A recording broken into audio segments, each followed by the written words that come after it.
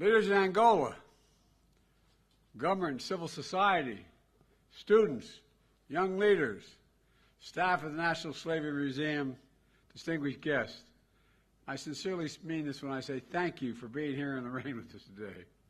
Thank you for allowing me to be here. It's an honor, a genuine honor to be with you today in Angola. I just got off the phone with the Vice President telling her I'm sorry she's not with me to be here today. You know, with you in Angola, a vibrant city, and look, not the city I know is not Angola, but in Angola, in a vibrant city. And I'm joined by members of the United States Congress, senior officials of my administration, American business and civic leaders. We think that it's important that we get together. We thank all people of Angola for your warm hospitality. And I mean that's, please sit down if you have a seat. I'm sorry. I want to assure you all have seats. We're gathered in a solemn location because to fully consider how far our two countries have come in our friendship, we have to remember how we began. We hear them in the wind and the waves. Young women, young men, born free in the highlands of Angola, only to be captured, bound, and forced on a death march along this very coast to this spot by slave traders in the year 1619. In the building next to us, they were baptized into a foreign faith against their will. Their names changed against their will to Anthony and Isabella. And they were condemned to slavery, bound in the back, tied together in third of those souls did not survive. One-third died on the way. Anthony and Isabella where they were sold into servitude and became two of the first enslaved Americans in a place that 150 years later would become the United States of America. They had a son. He was the first child of African descent born in America, William Tucker. The beginning of slavery in the United States. Cruel, brutal, dehumanizing. Our nation's original sin. One that haunted America and cast a long shadow ever since. From the bloody Civil War that nearly tore my nation apart, for the long battle with Jim Crow into the 1960s, for the civil rights and voting rights movement, which got me involved in public life, during which American cities were burned, to the still unfinished reckoning with racial injustice in my country today. Historians believe people from Angola accounted for a significant number of all enslaved people shipped to America. Today, millions of African Americans have roots in Angola. As I said at the U.S. African Leaders Summit that I held in Washington 2 years ago, our people lie at the heart of the deep and profound connection that forever binds Africa and the United States together. We remember the stolen men and women and children who were brought to our shores in chains, subjected to unimaginable cruelty.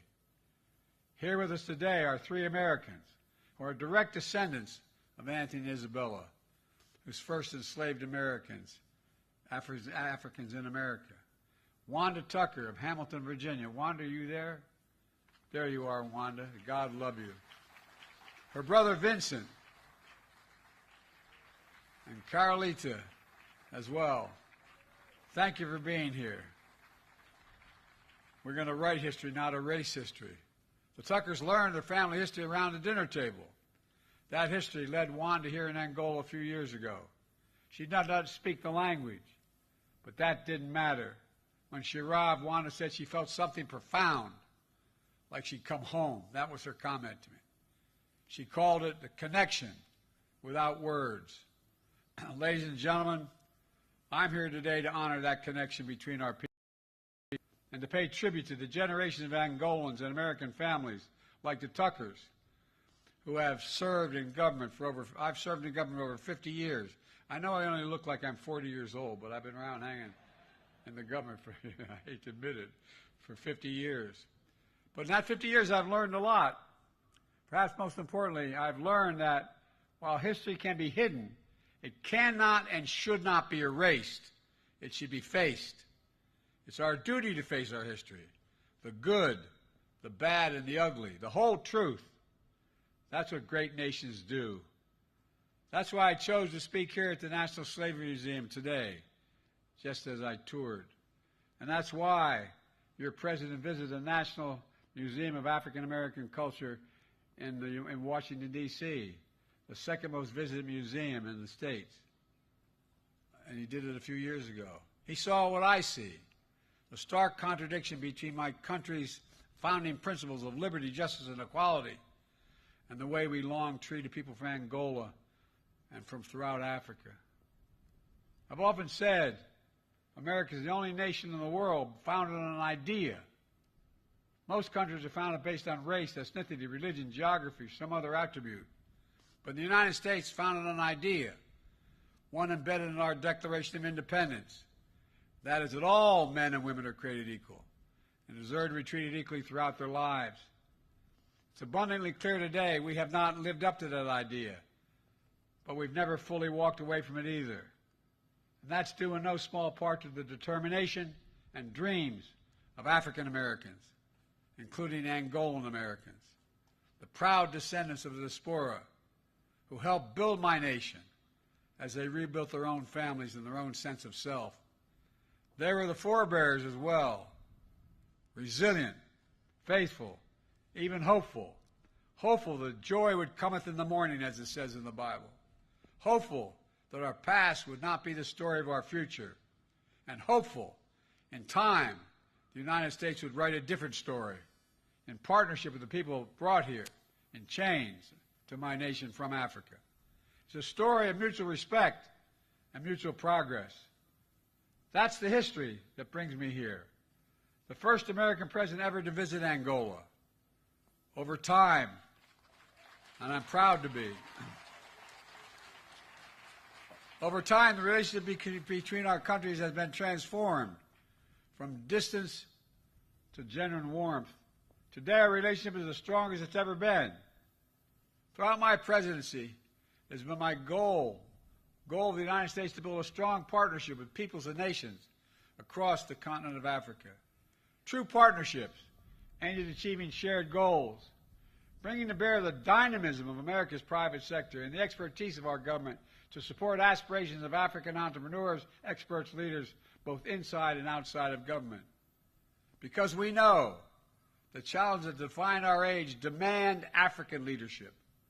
1 out of every 4 human beings on earth will live in Africa by the year 2050. And the ingenuity, determination of young Africans in particular, like the young society leaders I just met with here today, will be undeniable forces in that human progress. That's why I'm so optimistic, because of that generation. In no small part, it will be in their hands, in the hands of people across Africa, to expand access to clean energy, to tackle threats of global health, to grow a global middle class. In many ways, Africa's success is and will be the world's success. As I said at the United States U.S. Africa Summit, the United States is all in on Africa's future.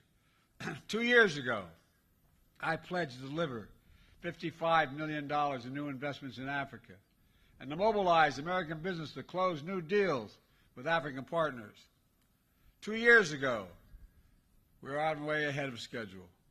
More than 20 heads of U.S. government agencies and members of my cabinet have traveled to Africa, delivering over $40 billion in investments thus far. And we've announced nearly 1,200 new business deals between African American companies and American companies, totaling worth $52 billion, including investments in solar energy, telecom, mobile finance, infrastructure, and partnerships with American Airlines to expand opportunities for tourism, so you don't have to fly to Paris to get here, although Paris is pretty nice.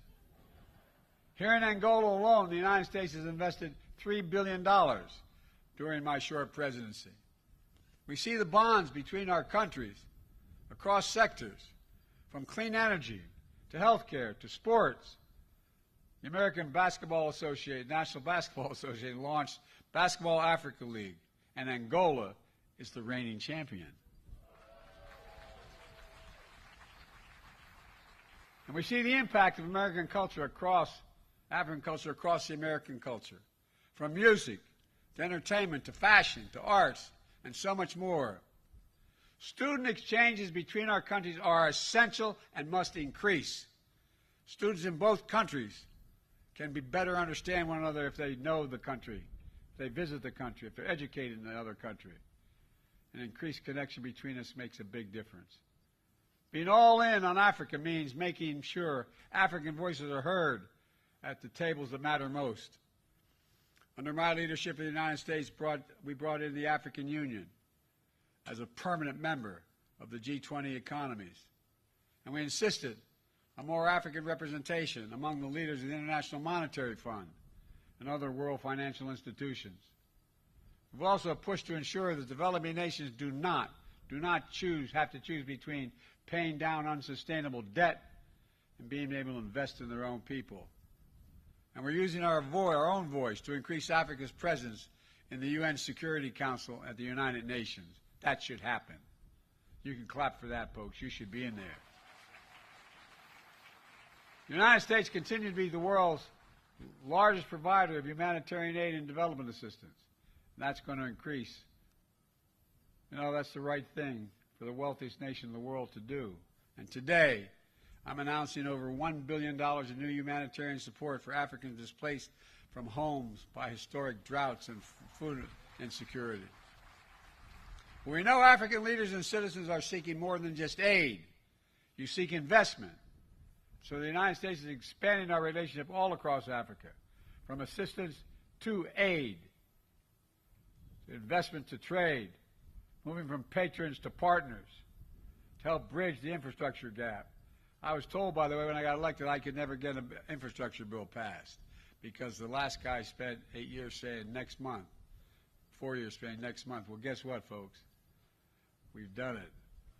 $300 billion for infrastructure to narrow the digital divide, drive inclusive, sustainable economic growth. We're looking for partners who understand that the right question in the year 2024 is not what can the United States do for the people of Africa? It's what can we do together for the people of Africa? That's what we do. Nowhere in Africa is the answer more exciting than here in Angola. It starts with our governments whose partnership is stronger, deeper, more effective and active than any point in history. It's testament to your president who had the vision to carry this relationship forward. And it's a testament to Angolan citizens across the private sector and civil society who have forged strong bonds with your American counterparts. And together, we're engaged in a major joint project to close the infrastructure gap for the benefit of Angolans, Africans across the continent, Americans, and the world will all benefit as you benefit. You can produce much more agriculture, for example, in states that can't. You're going to increase their longevity, and you're going to increase your impact and profit. It's called the Libido Corridor. We're building railroad lines from Angola to the port of Libido in Zambia and the DRC, and ultimately all the way to the Atlantic, from the Atlantic Ocean to the Indian Ocean. We'll be the first transcontinental railroad in Africa and the biggest American rail investment outside of America. And I must tell you up front, with the American press here, I'm probably the most pro-rail guy in America. I've ridden over 1,300,000 miles on a daily basis to my work, 220 miles a day for the last 50 years. Well, I didn't do it as president. I stayed in the White House a lot. But all kidding aside, folks, we can do this. We can do this. It's in our power. We'll not only generate significant employment, we'll also allow individual countries to maximize their own domestic resources for the benefit of their people and sell critical minerals that power the world's energy transformation and our fight against climate change. And to transport them at a fraction of the time and lower cost.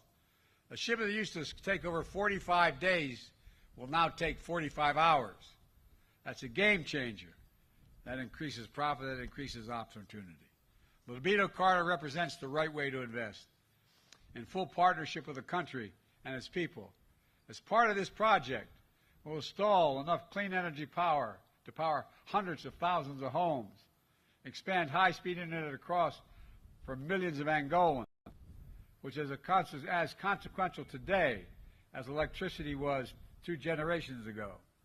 And we're investing in agriculture and food security, fulfilling the needs of countries without agricultural capacity, and expanding opportunities for countries growing the crops, connecting farmers across the along the Libido corridor to new markets, expanding opportunity and prosperity. You doing that, having the means to do it. The United States understands how we invest in Africa is as important as how much we invest.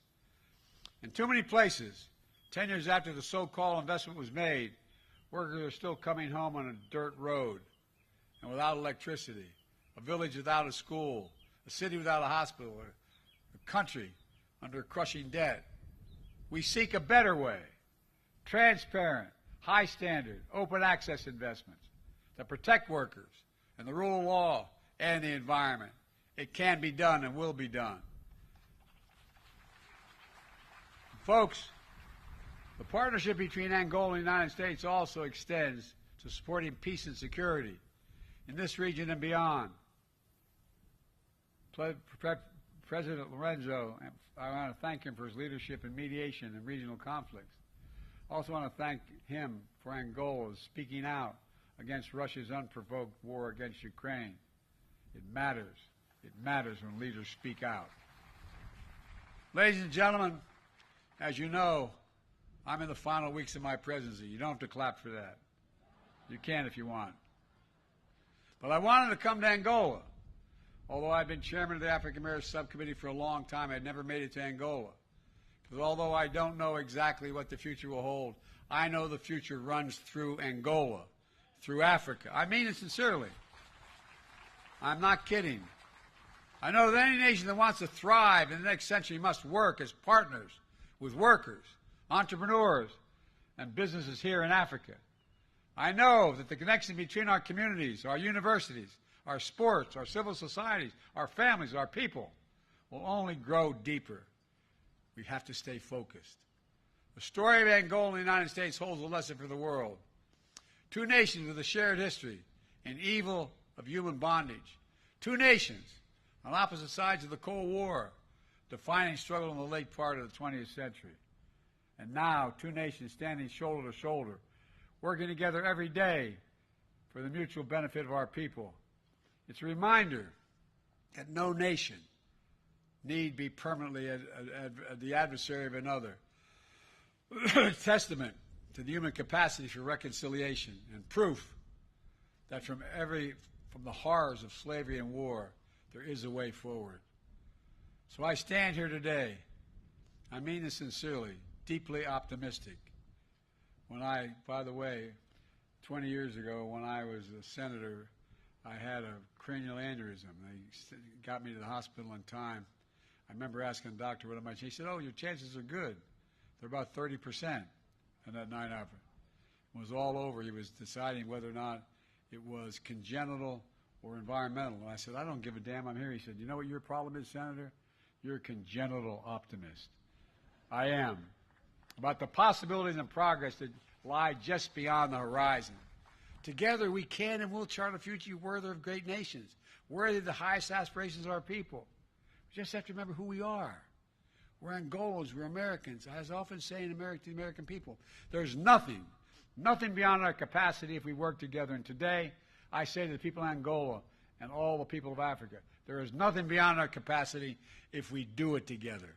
Thank you, and God bless you, and keep you all safe. Thank you, thank you, thank you. And thank you for waiting.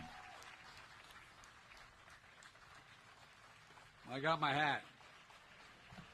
Thanks, everybody. I really mean it. You're very patient.